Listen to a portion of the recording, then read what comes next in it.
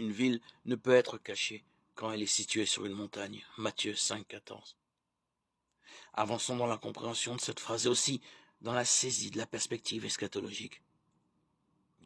Voici que, dans la mesure où notre cœur est cohérent avec le cœur de Dieu, nous choisissons le vrai bonheur et que, dès lors, nous sommes introduits dans la Jérusalem nouvelle.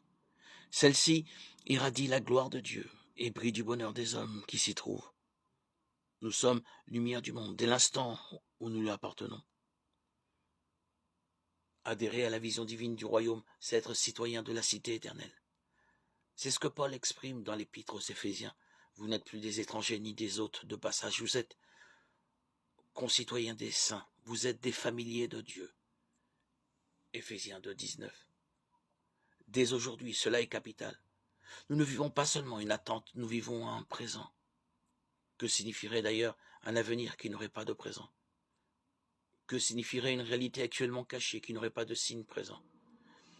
Il n'y a pas plus de réalité sans signe que de signe sans réalité. Nous sommes citoyens du royaume. Du moins, nous l'espérons. Un peu à la manière d'un citoyen français vivant à l'étranger. Notre passeport, c'est notre cœur changé. Un cœur qui, sous l'impulsion divine, a pris l'option proposée par Dieu. Alors, nous sommes lumière du monde. Matthieu 5, 14. Le moins qu'on puisse en dire, c'est qu'il ne s'agit pas d'une évidence.